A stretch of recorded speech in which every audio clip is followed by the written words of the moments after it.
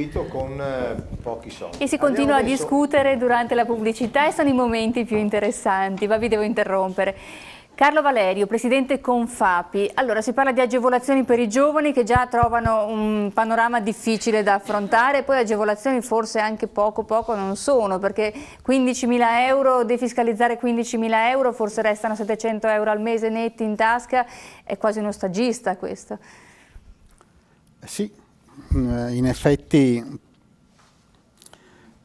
probabilmente hanno fatto un po' di confusione o nel fissare queste nuove regole hanno considerato le proprie realtà personali e non le realtà dei cittadini che vivono una vita evidentemente diversa.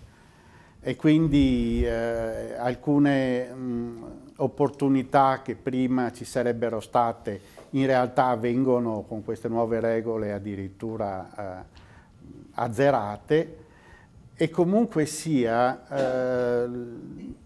l'uso delle agevolazioni, così come l'uso dei finanziamenti di qualche tipo, non sempre sono un oggettivo aiuto per chi intraprende, perché fanno sbagliare i conti magari inizialmente, nel senso che uno fa conto, scusate il bisticcio, proprio su queste cose e non considera che invece un progetto di impresa deve stare in piedi soprattutto da solo.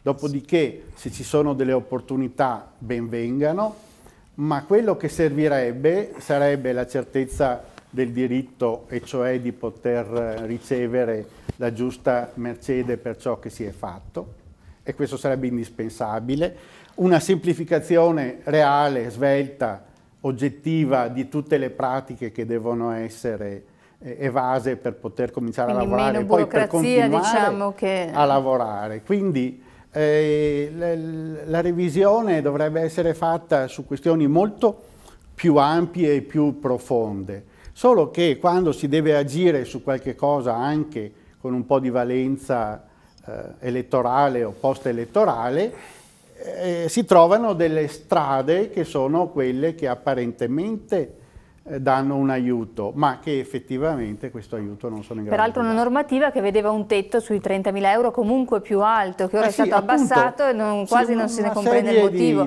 Rimane però il fatto di non dover tenere una contabilità a queste nuove aziende, quindi se vogliamo la facoltà dell'imprenditore che vuole fare il birichino di poter aprire questa azienda con una contabilità inesistente, chiuderla dopo un anno e lascia forse, ma non serve sicuramente alle start-up.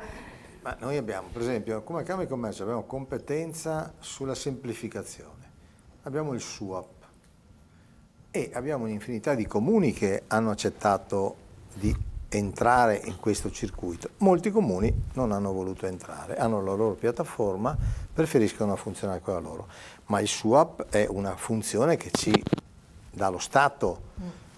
L'altra questione non è che noi aiutiamo l'imprenditore a suicidarsi, noi abbiamo messo 10 milioni di euro per il credito veri sul tavolo come Camera di Commercio di Padova sola, 10 milioni di euro, e sono andati ai confidi vigilati 107, vigilati Banca Italia, quindi non si può negare queste cose, perché ci sono le delibere, basta che voi andate a vedere le delibere, i soldi sono usciti già.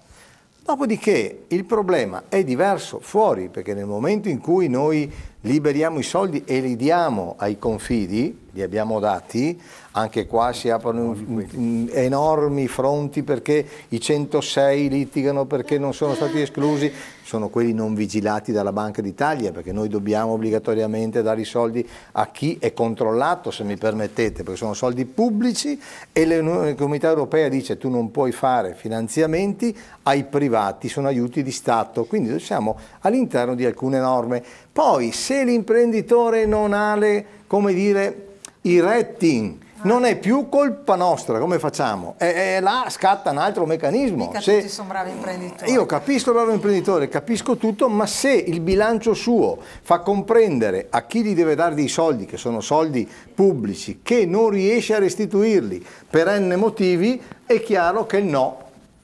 Deve esserci, perché tu Ma ci altrimenti deve essere è il discorso che faceva Valerio prima, tu aiuti un'impresa ma non la aiuti perché muore comunque dopo un po' di tempo e consuma assolutamente. anche. Però questi sono i soldi degli italiani, vengono dati in gestione alla politica che deve gestirli al meglio. No, non vengono dati i soldi alla politica, la Camera di Commercio non fa politica, la Camera di Commercio è un ente pubblico che, unico ente pubblico funzionale al territorio e quindi federale, raccoglie i soldi nel territorio per legge e le distribuisce nel territorio, punto. Non manda assolutamente nulla a Roma e nulla a che vedere con la politica. Certo. Sono dei meccanismi molto chiari, va bene, basta vedere sul sito camerale, andare a vedere tutte le delibere, scritto chiaro, i soldi escono, hanno delle procedure e vanno distribuiti in un certo modo. In promozione diretta, abbiamo aperto un bando, rispondevo che è un altro bando il nostro, il 2 di dicembre,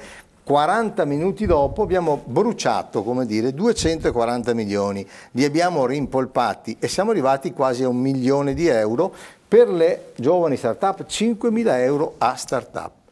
Ma lei dica di no, io le dico di sì, venga in Camera di Commercio e venga a vedere. Io sono stato dalla dottoressa Nardo. Allora, come fa se per avere il fondo bisogna presentare un business plan, bisogna fare la cosa? Ma non possiamo distribuire i soldi. Vuol dire che avete tenuto dietro prima la gente che ha fatto le richieste. Senta, c'è un bando pubblico. Il bando pubblico l'avete fatto, l'avete direzionato verso delle persone che a voi facevano comodo, perché lei ho perso, domani mattina, avanti un lei mese. vada in Procura della Repubblica domani mattina, se dice che abbiamo direzionato un bando, la prego di andare in Procura della Repubblica. È vero, lei vada a denunciare domani mattina il Presidente della Camera di Commercio.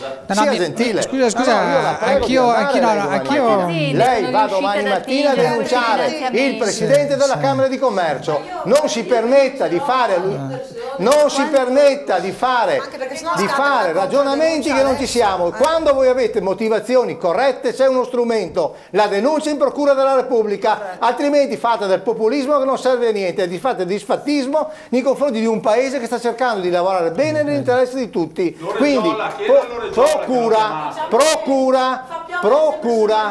domani mattina lei vada a denunciare il Presidente della Camera di Commercio di Padova, le lo chiedo io. Va bene? Perché se abbiamo distratto o fatto qualcosa che non funziona, rispondo personalmente. Presidente, quante aziende si sono agevolate di... buon testimone. Presidente, quante aziende si sono agevolate di questi finanziamenti? Quante aziende si sono agevolate di questi finanziamenti? Un'infinità, perché 800.000 euro a 5.000 euro, un'infinità di piccole aziende. No, vabbè, posso dire anch'io la mia esperienza. No, è vero che ci sono i 5.000 euro e bisogna seguire determinate procedure, ed è vero.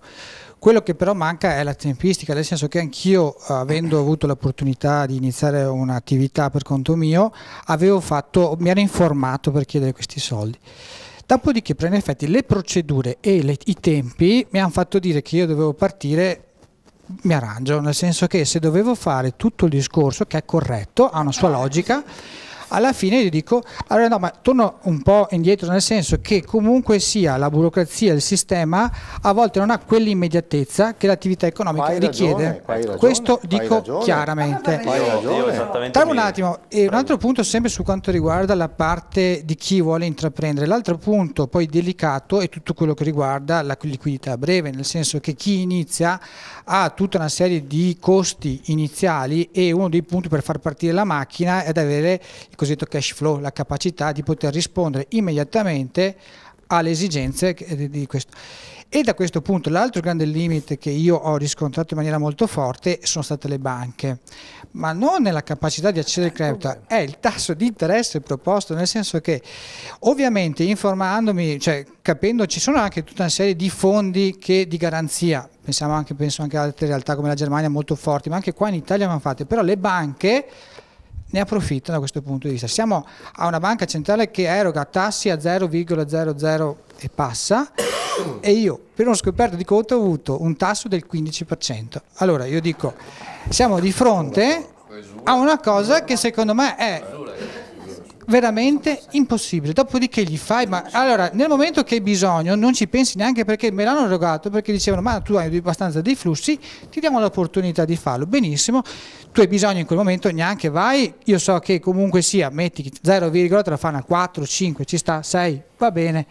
Ma quando io ho visto che c'era il TAN al 15, il TAG al 18,5%, ho fatto economia, so un po' a 4 conti, ho detto, siamo a livelli di così, dopo ci fa, ma sì, forse avevamo fatto così, ti hanno abbassato al 10, dopodiché ma se ti apri questo conto lo spostiamo ancora, sì, ma io dico nel momento del bisogno, tu che dai credito, e qua dico il limite del sistema italiano, nella capacità di cogliere il sistema economico e di essere all'avanguardia, vuol dire anticipare e di aiutare, qua siamo zero, perché nel momento in cui, per forza che nel primo anno sì, devo pagare il dipendente, devo pagare le materie prime, devo pagare il giro. Gli affitti sono altissimi. Poi la burocrazia per avere una cartellonistica di 90 giorni, cioè io dico, è qua il limite profondo del sistema italiano, e dopodiché non tocchiamo le tasse, per cui dico sì, è vero che ci sono gli strumenti, è vero che ci sono delle procedure, ma dall'altra manca ancora un passaggio.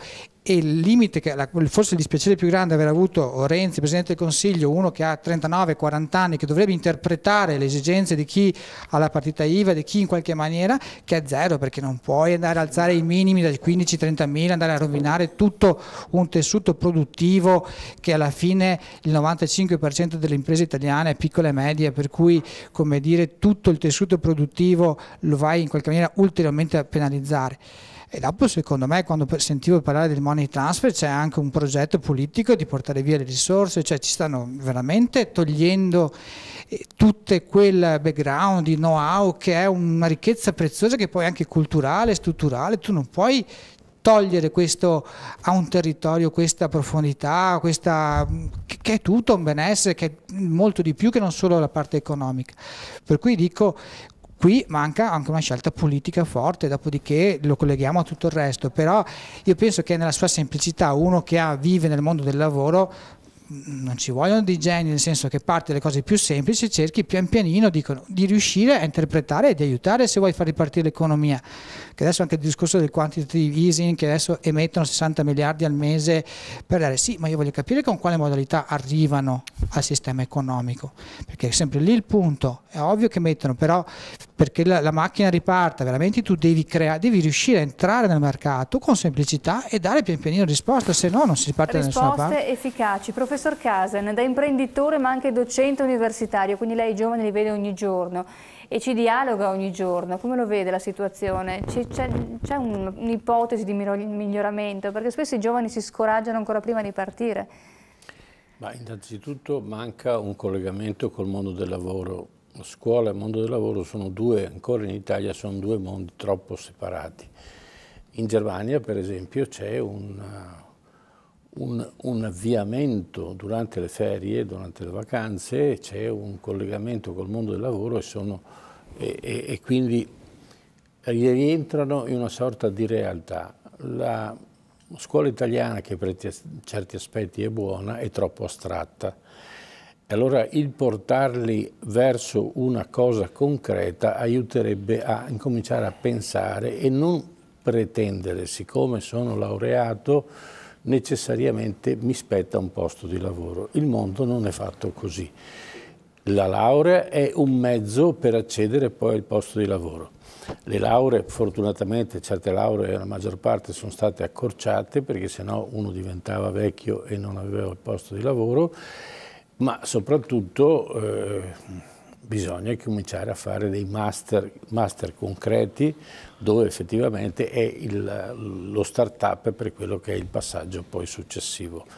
La seconda parte è la poca fiducia che l'imprenditore italiano ha nei confronti dei giovani. È una cosa istintiva. Lo stesso giovane che in Italia non trova lavoro va in Francia, va in Svezia, va in Russia, e in Russia è apprezzato per le sue capacità e per la sua cultura.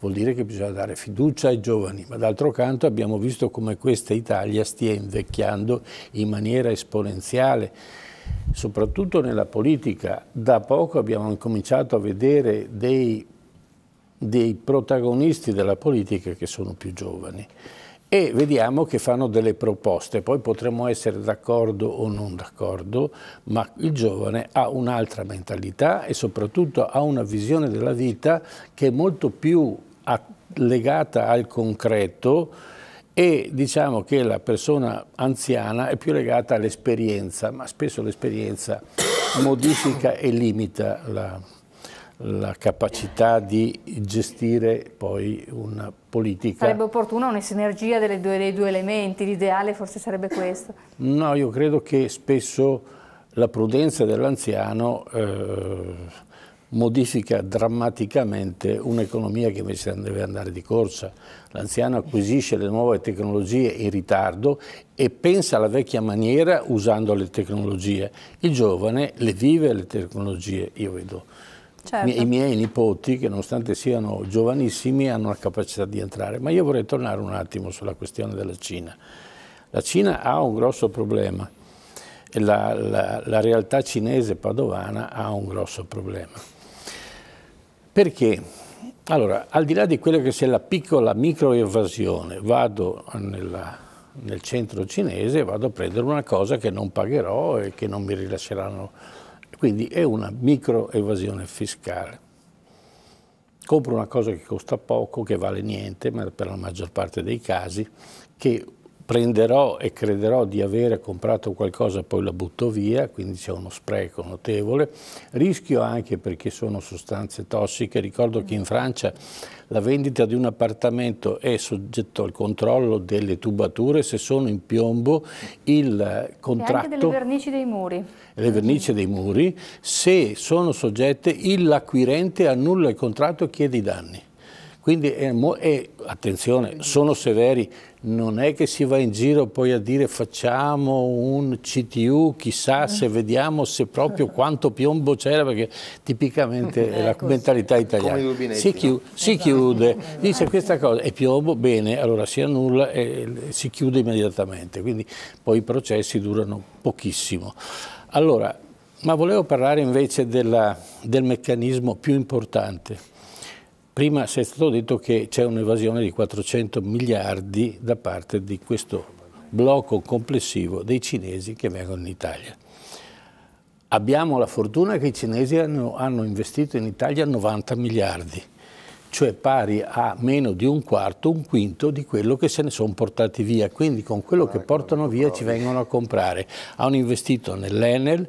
Nel giro di gennaio di quest'anno hanno investito 9 miliardi, Enel, Eni, Finmeccanica, cioè le strutture, stanno comprando le strutture strategiche italiane con l'evasione fiscale. Anche i diritti del calcio. I diritti del calcio e molte altre cose. Attenzione, qual è il delta di guadagno? Allora, se io vado in un bar, no? E non mi fa lo scontrino fiscale, questo evade sì e no il 5%. Se è bravo riesce a evadere il 20%, ma deve essere un genio. No? Ecco. Quanto evade un cinese?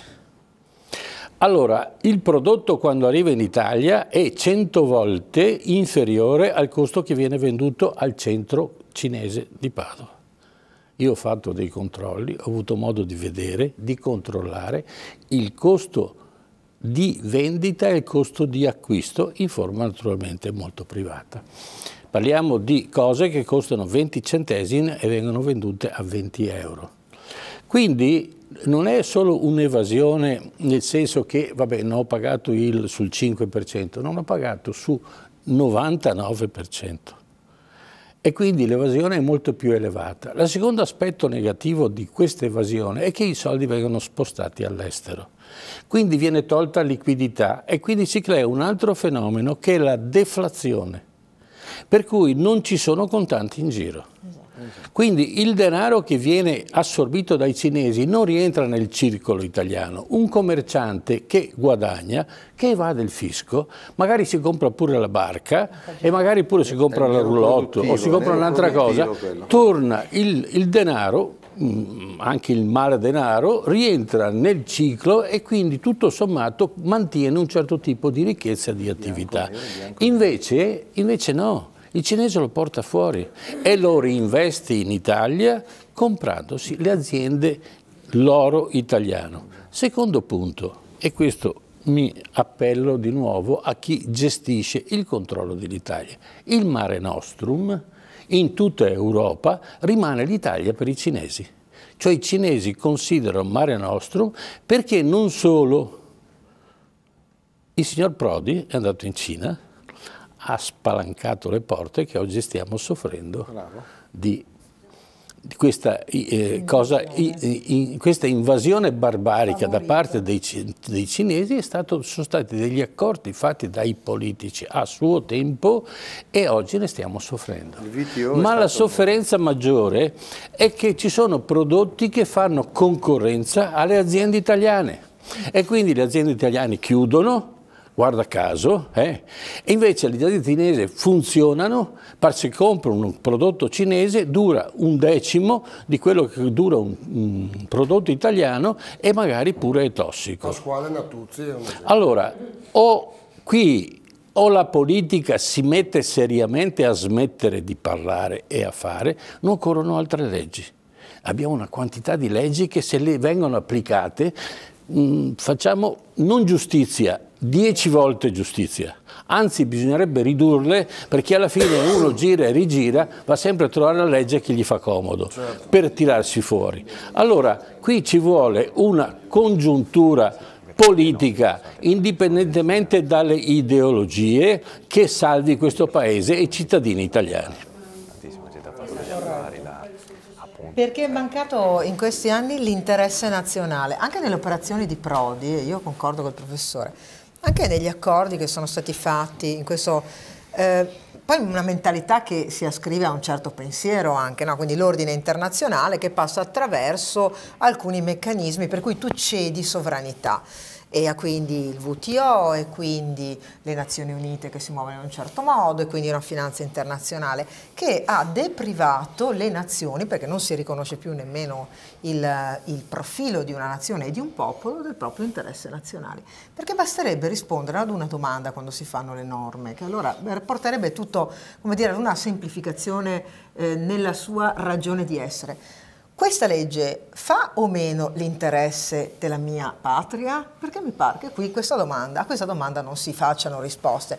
Io arrivo a bomba perché sennò faccio troppa filosofia, ma rispetto al dibattito di questa sera, ma è possibile che nel momento in cui abbiamo avuto la guida del semestre italiano, che è un momento fondamentale per determinare le linee politiche, di un pezzo di mondo a cui abbiamo ceduto importanti fette di sovranità, quella è l'Unione Europea, noi, cioè il Presidente, in questo caso per me noi è l'Italia, ma noi attraverso il Presidente del Consiglio non siamo riusciti a portare a casa due cose che servivano per l'interesse dell'Italia. La legge sul Made in, no, neanche Made in Italy, no? Non c'è. Cioè, l'ha fatto la Lega, il relatore, basta mettere l'etichetta finale. Non c'è una legge comunitaria per difendere il made in. Sì, non l'hanno portata a casa. E la seconda era quella di gestire il rapporto della Banca Centrale Europea affinché si stampasse moneta. Perché non è possibile che i grandi mercati del mondo, dagli Stati Uniti che affrontano la crisi dopo lo scandalo Lehman Brothers, lo affrontano stampando moneta, perché altrimenti c'è il rischio deflazione, ha ragione il professore, la stampano in Giappone, la stampano in Cina, viene stampata moneta in Russia e l'unico mercato maturo, importante, quale quello europeo, non ha questo tipo di banca, non ha una banca che sia dotata di una propria sovranità. Allora, queste due cose erano le due cose che sarebbero state utili per l'Italia. 6 mesi di proclami, insieme a tutti gli altri ovviamente, perché Renzi è bravissimo nel parlare, questo è superbo, perché poi i toscani hanno questa parlantina fantastica, noi veneti un po' meno, e noi facciamo un po' di più magari, e questo ci ha imbonito con dei proclami al mondo e francamente io le due cose più importanti non le ho viste accadere. Andiamo in pubblicità, poi torniamo e ci collegheremo col centro storico di Padova. Abbiamo dei telespettatori collegati, Belbarisi si è spostata quindi da Venezia, è tornata su Padova, in pubblicità, poi tornate con noi, grazie.